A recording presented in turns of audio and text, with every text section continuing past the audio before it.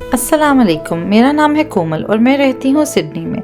अगर तो आप लोगों ने मेरी वीडियोस पहले भी देखी हैं तो शायद आप लोगों की नज़र से मेरी वो वीडियो गुजरी हो कि जिसमें मैंने आप लोगों के साथ शेयर किया था अपनी ज़िंदगी का एक बहुत खूबसूरत चैप्टर। मैंने आप लोगों के साथ शेयर किया था अपने बैकयार्ड का सफ़र कि कैसे हम एज अ फैमिली ग्रो किए और साथ ही साथ हमारा ये खूबसूरत बैकयार्ड भी ग्रो किया।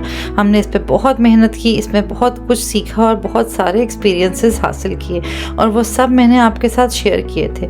साथ ही साथ उस वीडियो में मैंने आप लोगों के साथ ये वादा किया था कि मैं आप लोगों के साथ अगले साल का सफ़र भी ज़रूर शेयर करूँगी और इस वीडियो में मैं यही करने वाली हूँ। हमारी और हमारे इस बैकयार्ड की कहानी शुरू होती है 2021 से, जब हमने लिया अपना घर और हम अपने पहले घर में थोड़े से सामान, बहुत सारी उम्मीदों और बहुत सारे प्लान्स के साथ मूव हुए। जब हम अपने घर में मूव हुए तो हमें उससे पहले कोई भी बैकयार्ड हैंडल करने का, गार्डनिंग करने का या किसी भी किस्म का एक्सपीरियंस नहीं था, क्योंकि उससे पहले हम आज तक बस सर्विस्ड अपार्टमेंट्स में ही रहे थे।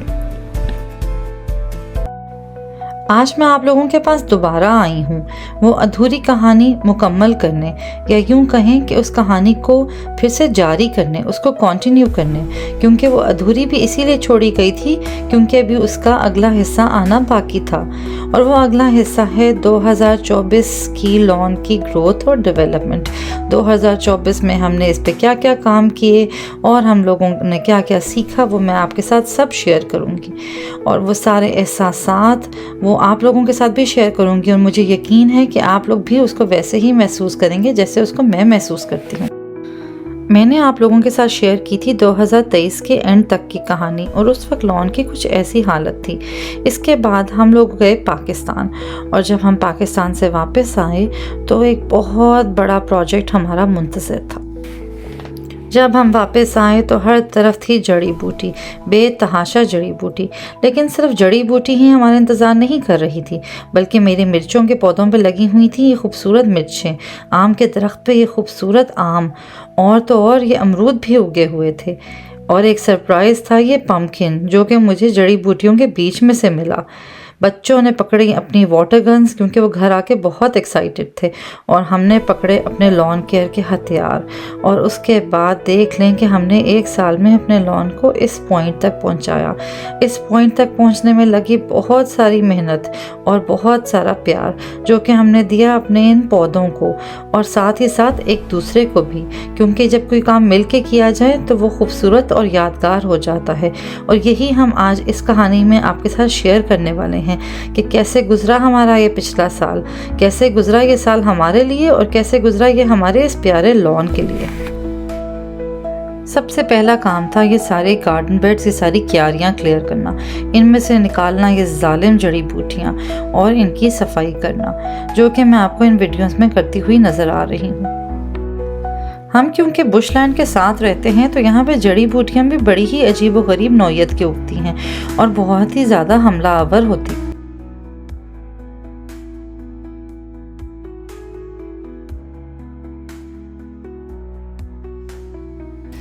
अब मैं आपके साथ कुछ शेयर करूँगी कुछ टिप्स और कुछ फ्यूचर के प्रोजेक्ट्स। एक तो हमने सबसे पहले करनी है इसके साथ साथ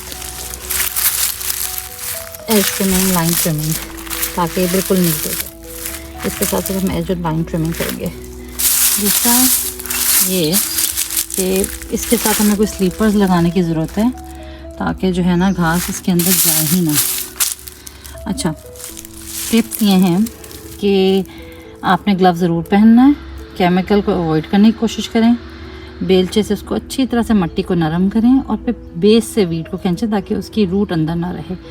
अगर कोई वीड ऐसी है जो कि कांटेदार है या फिर जो आपको लग रहा है कि वो वीड आपको ज़ख्मी कर सकती है या बहुत बड़ी है, तो उसको पहले कट कर लें। कट करने के बाद उसको नीचे से खुदाई करें और खुदाई करने के बाद उस कांटेदार वीड के ना अक्सर जड़ों तक कांटे होते हैं, तो फिर उसको उसकी जड़ से पकड़ने की कोशिश करें ताकि जो है के हाथ पे कांटे ना लगें, क्योंकि कांटे ग्लव से भी गुजर जाते हैं। कट करने के लिए मैं ये क्लिपर या प्रूनर यूज़ कर रही हूँ। अब जैसे ये वीड देखें, इस पर आपको कांटे नज़र आ रहे हैं और ये कितनी ऊंची हो गई है, तो इसको मैं नीचे से ना क्लिप करूँगी with the help of this clipper. फिर मैं बेलचे से इसकी खुदाई करूँगी और उसके बाद मैं इसको पुल आउट करूँगी। सो फार लॉन के इस सेक्शन में ये है मेरी प्रोग्रेस। ये है वीट का ढेर। अगर इनकी रूट्स के साथ साथ ये वीड्स घुसी होंगी, जैसे ये है, एक तो ये कि निकालते निकालते प्लांट्स भी टूटेंगे, आप कोई स्प्रे भी नहीं ऊपर कर सकते। और इसने क्या एनर्जी लेने देनी है बेचारे प्लांट को, सारी एनर्जी तो इस वीड ने ले लेनी है। इसीलिए तो इतना तगड़े, इतने मोटे, तरोताज़ा, और प्लांट बेचारे सूखे हुए। ये देखें, उसकी रूट्स के साथ तो ये लिपटे हुए, चिपके हुए प्लांट्स की। तो उन्होंने प्लांट्स को क्या एनर्जी देनी है। प्लांट्स बेचारे वीक ही होंगे ना फिर, और बेचारे बिल्कुल ऐसे मरे हुए से लगेंगे। तो उनको रिमूव करना बहुत मुश्किल पर बहुत ज़रूरी काम है, जो कि इस वक्त मैं कर रही हूँ। सारी एनर्जी लेता रहेगा। अब ये देखें, आधा प्लांट इस तरफ है, आधा प्लांट इस तरफ है, बीच में ये वीड है। अब जब मैं इस वीड की रूट को निकालने की कोशिश करूँगी तो साथ ही प्लांट भी निकलेगा। और जैसे ग्लव पहन के काम करना चाहिए। ये देखें, I wanted to take this route out. बहुत मेहनत के बाद बाहर की क्यारियाँ साफ़ हो गई और बारी आई अंदर के लॉन की। उसकी क्यारियों में मैंने लगाया हुआ था एक ग्राउंड कवर, जो कि अब जड़ी बूटियों से भर चुका था और बहुत वुडी हो चुका था, और मैंने उसको रिमूव करना शुरू किया। अब मैंने 30% किया है clear. It's very hard but I think at the end it will be worth it.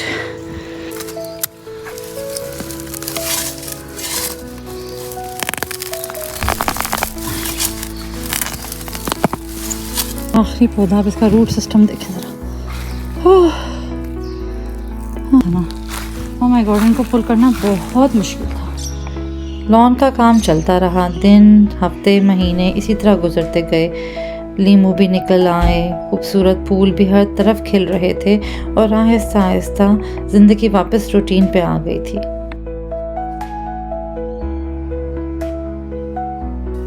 हर सुबह जब मैं अपनी ब्लाइंड्स खोलती हूँ, बाहर अपने लॉन में जाती हूँ, तो हर तरफ मरवे की खुशबू फैली होती है। ये तरोताज़गी, ये सुकून, ये खूबसूरती मेरे दिल, मेरे दिमाग, मेरी ज़िंदगी को मुअत्तर करके रख देती है। ये कहना गलत नहीं होगा कि मेरी सुबह की खिड़की इसी लॉन में खुलती है और मेरी रात की खिड़की भी इसी लॉन में बंद होती है। ये वही लॉन है जहाँ हम और हमारे बच्चे बेतहाशा खूबसूरत मेमोरीज़ बनाते हैं।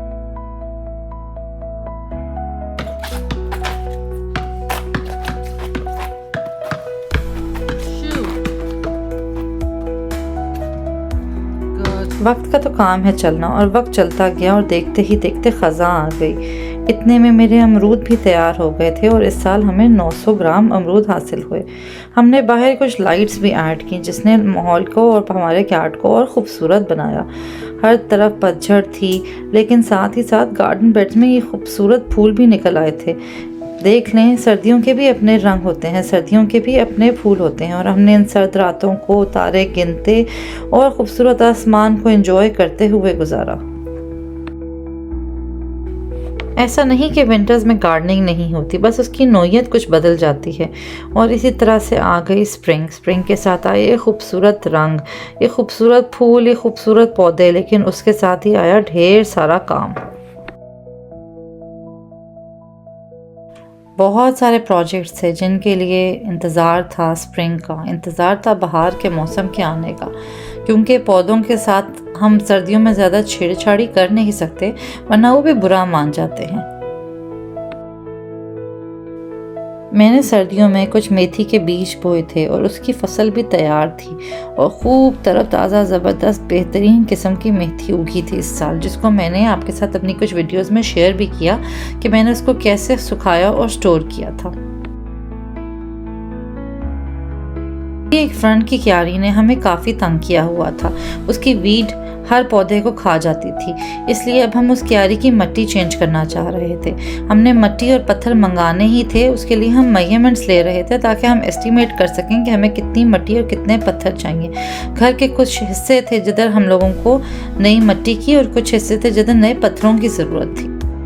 जब हमने ये वेजी पैच बनाया था तो हमने इसके दोनों इतराफ पे जगह छोड़ी थी, क्योंकि हम ये चाहते थे कि वेजी पैच की एक्सेस आसान हो, लेकिन इस हिस्से में पानी भी खड़ा हो जाता है और धूप भी अच्छी नहीं आती।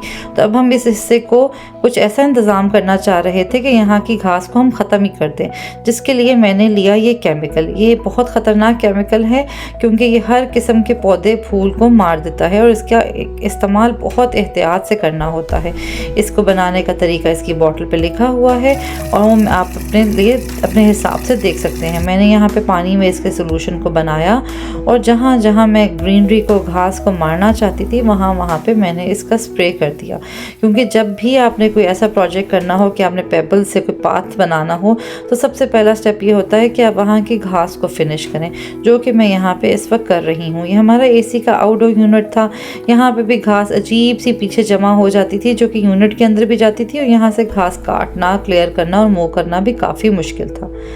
फिर अगला स्टेप हमने ये किया जो कि हर वक्त का काम है, वो है घास के किनारे बनाना। जब तक ये किनारे ना बने तो लॉन कभी भी साफ़ सुथरा और ख़ूबसूरत नहीं लगता और उसके लिए यासर यहाँ पे लाइन ट्रिमिंग कर रहा है।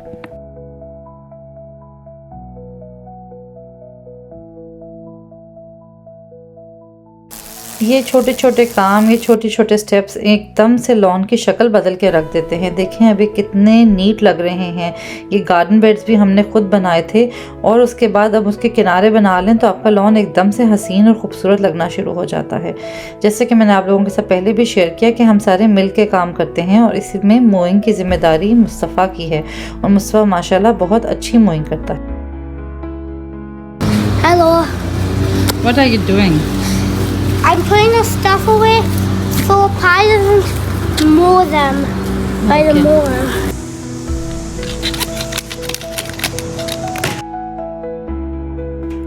बच्चे तो फिर बच्चे ही होते हैं, काम साइड पे और खेल तमाशा शुरू।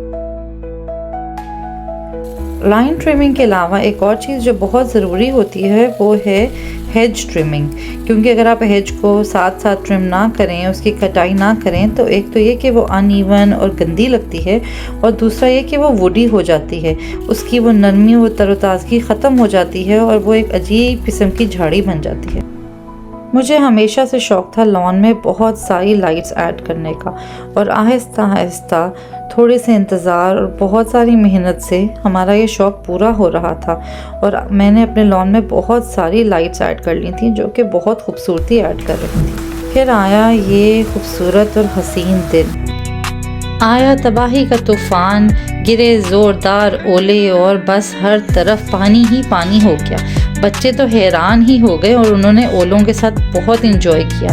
मेरा नहीं ख्याल कि उन्होंने पहले कभी हेल स्टॉर्म देखा था, तो वो बड़ा इंजॉय कर रहे थे कि ये क्या हो रहा है और ये कहाँ से इतने बड़े बड़े ओले गिर रहे हैं। लेकिन यहाँ पे ऐसा ही होता है कि जैसे ही ज़्यादा गर्मी पड़ती है साथ ही बारिश होती है।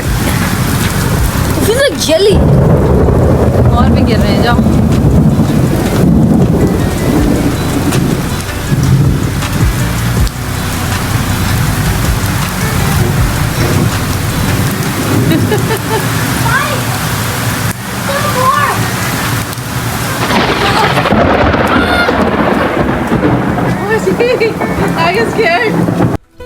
खेल तमाशा हुआ ख़त्म और हम लगे वापस काम पे। मैंने अपने वेजी पैच से सारी की सारी मेथी निकाल ली थी और अब मैंने इसको साफ़ करना था। उसके बाद मेरा ये इरादा था कि जो नई मिट्टी आएगी वो मैं इसमें भर दूँगी, क्योंकि स्प्रिंग में तो हर चीज़ वैसे ही खूबसूरत हो जाती है। साथ ही हम मेहनत कर रहे थे लाइन और एज ट्रिमिंग की, मोइंग की, वीड्स पे भी कंट्रोल रखा हुआ था, तो लॉन काफ़ी खूबसूरत लग रहा था। लीमू भी आहिस्ता आहिस्ता बड़े हो रहे थे और खूब सेहतमंद हो रहे थे और उनको देख के भी मुझे बहुत खुशी हो रही थी।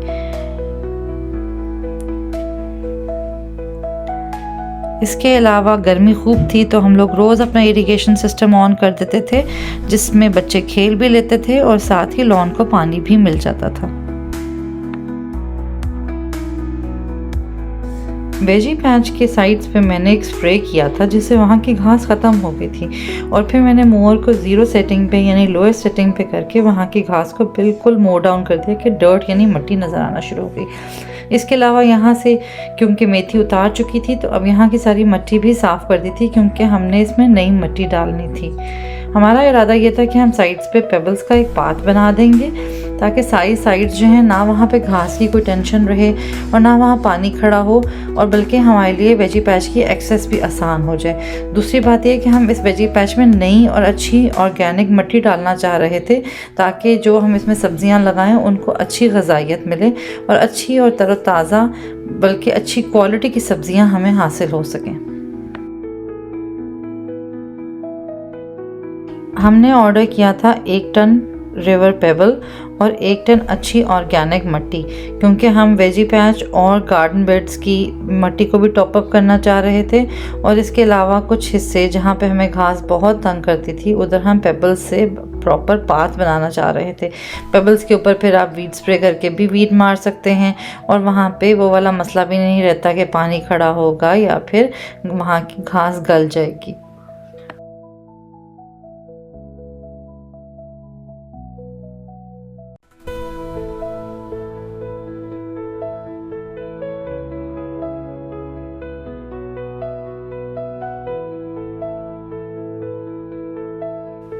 इस वक्त जब मैं ये वीडियो एडिट कर रही हूँ, मैंने ये सारी फाइल्स इकट्ठी की और इन सब को आपके साथ शेयर किया, तो मैं आपको ये बता नहीं सकती कि मैंने कैसा महसूस किया, क्योंकि ये प्रोग्रेस देखकर मुझे एहसास हुआ कि हमारी मेहनत रायगा नहीं गई और हमने इन पौधों को कहाँ से कहाँ तक पहुँचा दिया है।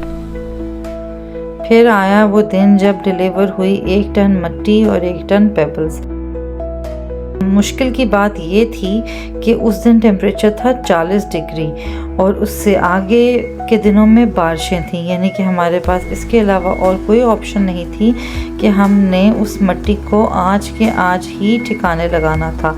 1 टन मिट्टी को ऑफिस के आवर्स के बाद ठिकाने लगाना कोई आसान बात नहीं थी, और वो भी 40 डिग्री की गर्मी में। लेकिन अब करना तो था ही, क्योंकि अगर इसको आज ना उठाते और इनको गार्डन बेड्स में ना पहुंचाते मिट्टी को, तो फिर बारिश ने सारी मिट्टी को ड्राइवे से बहा देना था। और यहाँ का फोरकास्ट काफ़ी एक्यूरेट होता है और एक्चुअली हुआ भी यही। हर प्रोजेक्ट के साथ चैलेंज आना होता है और इस प्रोजेक्ट के साथ भी ये चैलेंज आया कि सख्त गर्मी और उसके बाद तबाही की बारिश। तो बस फिर हमने कसी कमर और हमने कहा चलो जी लग जाओ काम। इस जालिम मौसम और मुश्किल प्रोजेक्ट के साथ डील करने के लिए पकड़ी हैट, सनस्क्रीन और इंतज़ाम किया ठंडे ठार पानी का और लग गए काम।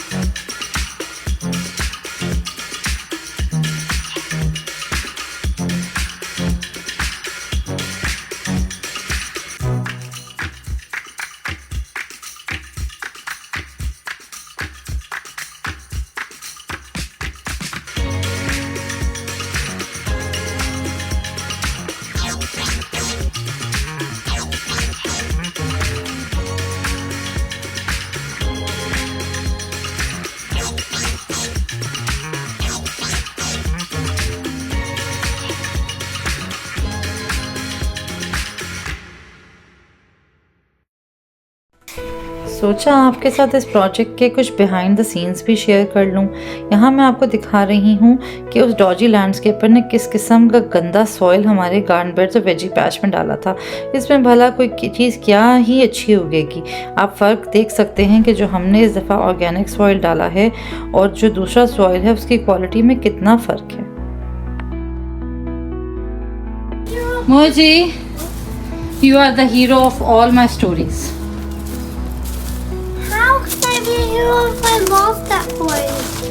इसीलिए तो हीरो हो, क्योंकि आप डिजास्टर्स करते हो। कहाँ गिराया है coin? I just in pebbles में कैसे मिल सकता है मुझे आपको coin? It's impossible.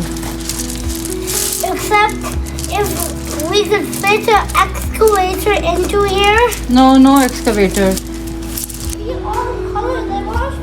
This color that turned green. हाँ You're right. When you wash a pebble, it turns into another color. I washed this gray pebble and it turns green. Yes they are different colours.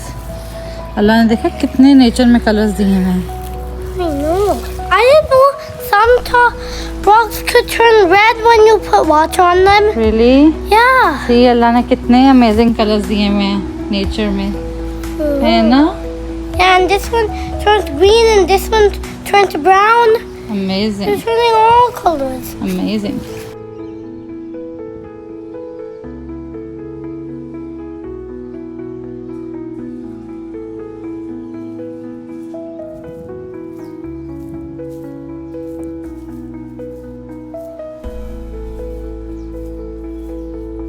Sydney की एक बड़ी ख़ास खूबी है, जब भी तबाही की गर्मी पड़ती है तो आता है तबाही का तूफ़ान, और अभी उसी तबाही के तूफ़ान की आमद थी। लेकिन इसी तूफ़ान के डर से हमें आनन फानन ये मट्टी उठानी पड़ी, लेकिन एक तरह से ब्लेसिंग ही डिस्गाइज ही हुई, एक तरह का फ़ायदा ही हुआ कि हम लोगों ने भी फटाफट ही काम कर लिया और सुस्ती नहीं दिखाई। मैं बहुत थक गई थी, लेकिन इस थकन को दूर करने के लिए भी मैं इन्हीं पौधों के पास आई जिनकी वजह से ये थकन थी। और फिर जैसे प्रेडिक्टेड था, आ गया वो तूफ़ान और अभी हमने पेबल्स को नहीं उठाया था।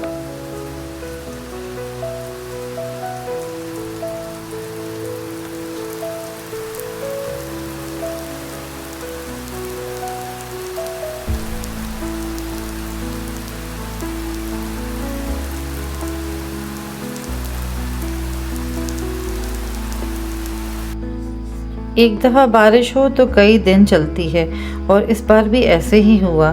जो बारिश शुरू हुई तो रुकने का नाम ही ना ले, और मैं यही सोचूं कि कब ये बारिश रुकेगी और हम अपना बाकी का प्रोजेक्ट कंप्लीट करेंगे और पेबल्स को भी डालें और एक पाथ बनाएं ताकि ये काम ख़त्म हो।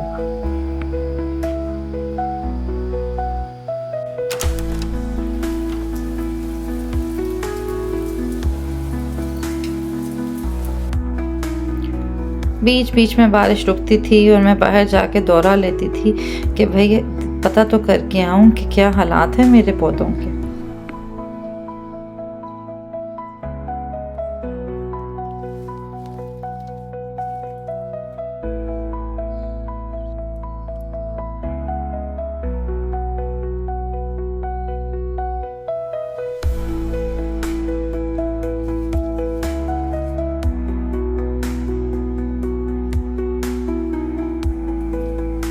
बारिश ज़रा थमी तो हमने सोचा कि वो पौधे भी लगा दें जो हमने इस क्यारी के लिए ख़रीद के रखे हुए थे।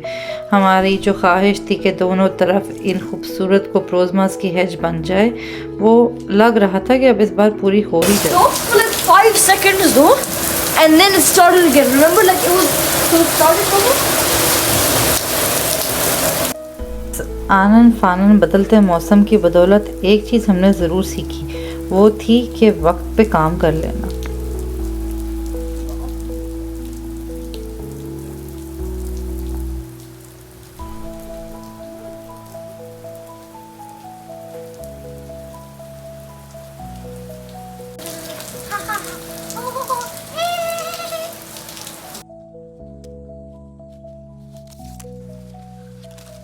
चंद दिन यूं ही गुजर गए और फाइनली ये बारिशें थमी। उसके बाद हमने शुरू किया अपना बाकी का पेबल्स वाला काम। Mama, यस मुझे what will I do? You will take the shovel and you take it to the veggie patch. Don't dig up anything, okay? Okay. You just do what we tell you to do.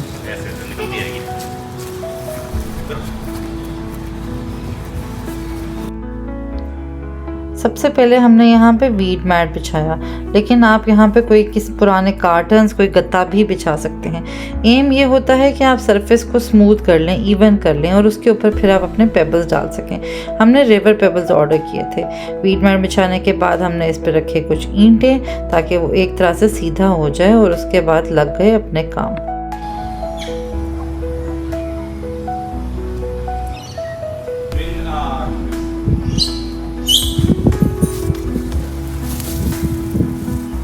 लेके आओ, गिराए बगैर, पीछे से लाओ,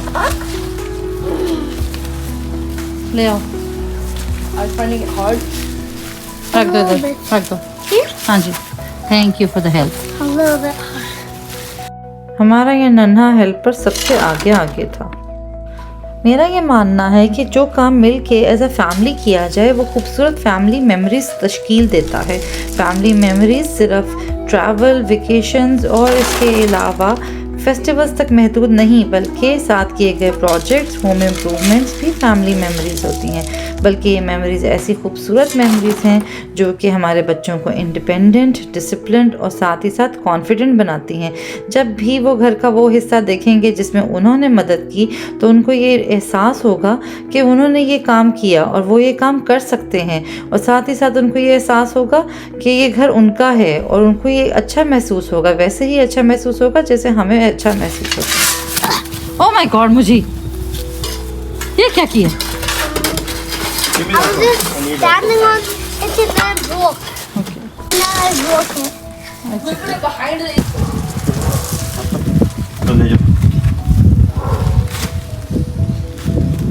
काम था मुश्किल, तवील और कमर तोड़ने वाला, लेकिन हम साथ साथ बातें कर रहे थे, इंजॉय कर रहे थे और मिलके लगे हुए। साइड से ये कर दो, चलो। This side's a little bit empty. हाँ, एम्प्टी साइड को, इस सबको इवन कर दो। डू इट, शाबाश। Keep spreading. थोड़ा सा आगे भी ले जाओ, हाँ, थोड़ा सा आगे भी कर दो। Forward forward.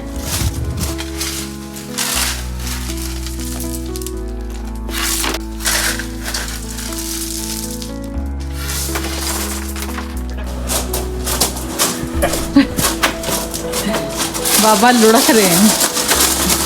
This one is hard work.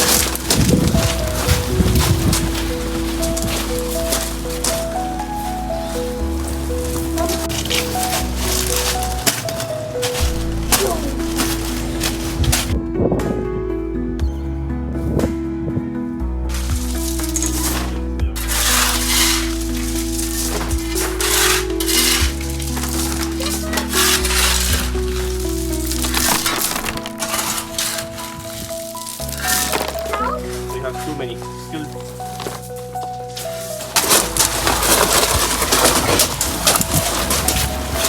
Really got it.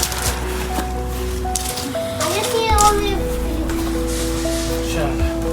Okay, there's too many.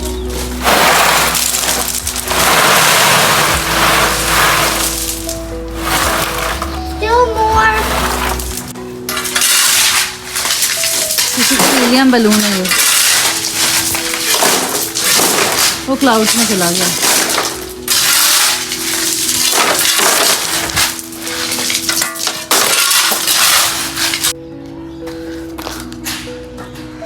No, can I have the phone for a second? मैं मजदूर। No, don't put that in. Don't put that in. Of course I will.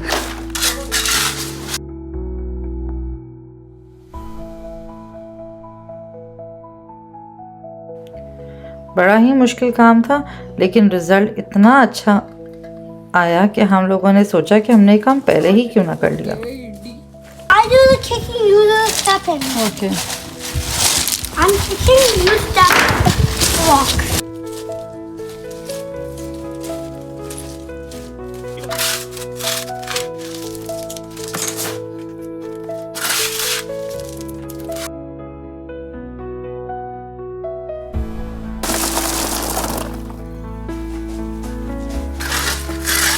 What are you cleaning all the dust, Mama? In the dust out here?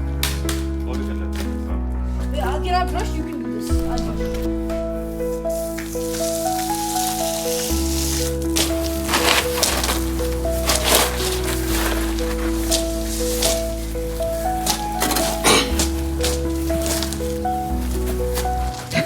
Smiling boy. बड़ा helpful थे आपके boots, इन्होंने बहुत help किया हमारी। I know. Yeah, what? They helped a lot.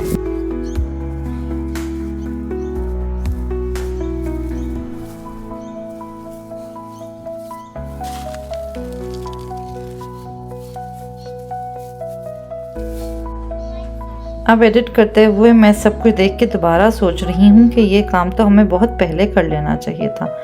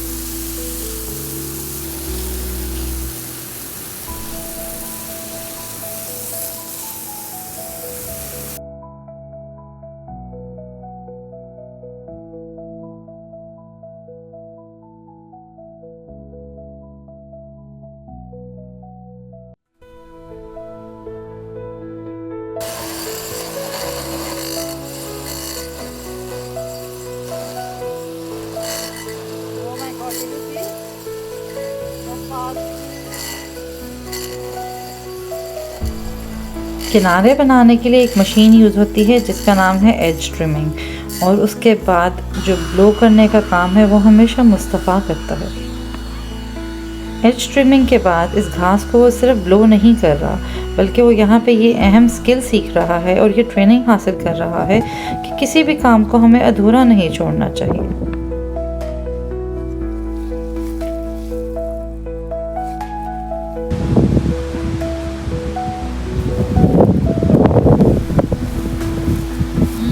अच्छी खुशबू आ रही है मरवे की।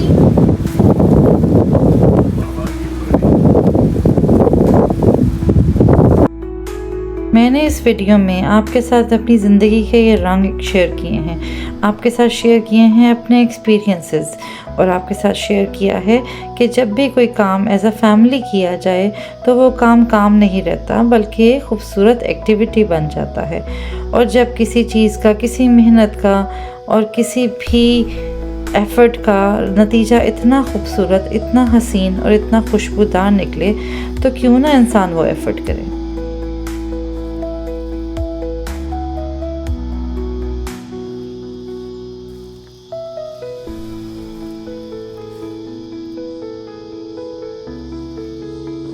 ये कहानी तो चलती रहेगी, यहाँ के काम भी चलते रहेंगे और प्रोग्रेस भी चलती रहेगी, और इंशाल्लाह अल्लाह ने चाहा और अल्लाह ने मौका दिया तो मैं आपके साथ आगे की प्रोग्रेस भी ज़रूर शेयर करूँगी, क्योंकि ये एक सफ़र है और मैं चाहती हूँ कि इस सफ़र में मैं आप लोगों को भी अपने साथ शामिल करूँ।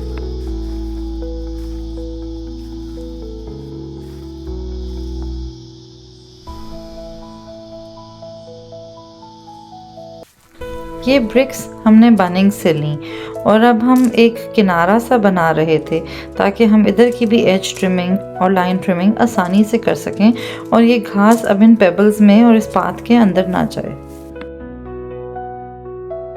देखें इसने कितना खूबसूरत और कितना नीट कर दिया है इस सेक्शन को।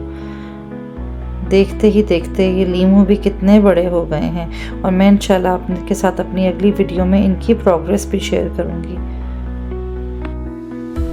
इन पौधों को जब अच्छी मिट्टी और खाद मिली तो ये फूलों से भर गए, और जब ये पौधे फूलों से भर गए तो मेरा लॉन हनी बीज और बटरफ्लाई से भर गया और हर तरफ खुशबू और हुस्न फैल गया।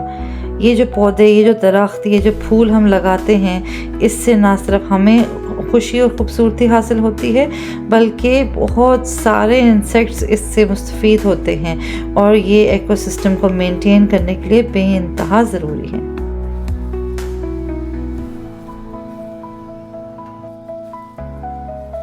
आज की ये कहानी पॉज भी वहीं होती है जहाँ से ये शुरू हुई थी।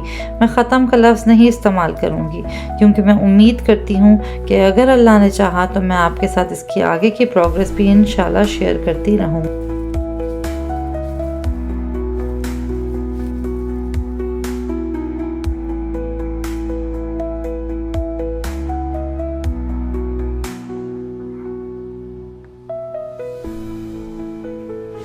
मैं उम्मीद करती हूँ कि आपने मेरी इस वीडियो को उसी तरह से एंजॉय किया जैसे मैंने इसको बनाने में एंजॉय किया। ये वो बहुत ख़ास मोमेंट्स हैं, हमारी ज़िंदगी के वो लम्हात हैं जो मैं आपके पास लेके आई, और इसका मकसद ये है कि आप लोग भी इस सब को देख के महसूस और एंजॉय करें, और शायद आप लोगों को भी ये इंस्पिरेशन हासिल हो कि ये सब कुछ करना इतना मुश्किल नहीं है, और इससे हासिल होने वाला हुस्न और इससे हासिल होने वाले फ़ायदे उस मेहनत से कहीं ज़्यादा और कहीं बढ़कर हैं जो इसको हासिल करने में लगती है।